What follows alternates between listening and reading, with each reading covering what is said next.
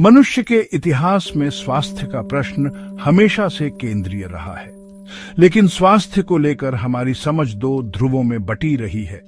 एक है आधुनिक चिकित्सा, जिसे हम एलोपैथी कहते हैं। दूसरा है आयुर्वेद, जो हजारों वर्षों की साधना और अनुभव से उपजा है। आधुनिक चिकित्सा बहुत तेज है। गोली ली, दर्द गया, इंजेक्शन लिया, बुखार उतर गया। लेकिन यह जो गति है, ये केवल लक्षणों को दबाती है, कारणों को नहीं मिटाती। जैसे कोई आदमी बुखार में तप रहा है, एलोपैथी कहती है तापमान गिराओ, लेकिन शरीर ने वह तापमान क्यों बढ़ाया? क्या वह भीतर किसी लड़ाई का संकेत नहीं था? आयुर्वेद कहता है शरीर एक बुद्धिमान व्यवस्था है, वह यूं ही बुखार नहीं लाता। ये कोई बीमारी नहीं है, ये शरीर की अपनी रचना है, अपनी सुरक्षा है। उसे समझो, उसे सहयोग दो। आधुनिक चिकित्सा मशीन की तरह देखती है, कोई पुर्जा खराब हुआ, बदल दो। हृदय थका, नया हृदय लगाओ। किडनी फेल हुई, डायलिसिस करो।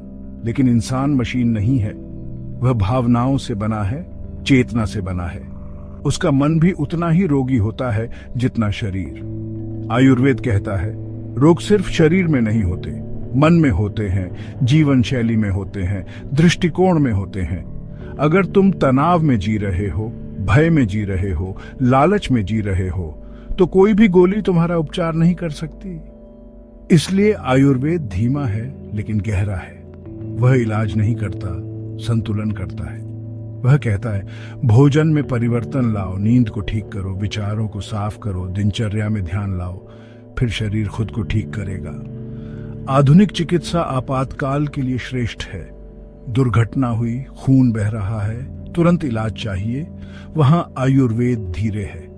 लेकिन जो जीवन जीने की कला है, जो स्वास्थ्य को एक समग्र अनुभव बनाती है, उसमें आयुर्वेद एक योग है, एक तपस्या है। मैं ये नहीं कहता कि एक को छोड़ दो और दूसरे को पकड़ लो।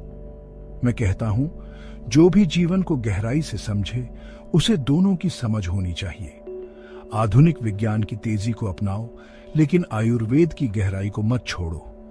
तभी जीवन में संतुलन होगा, बाहर भी और भीतर भी।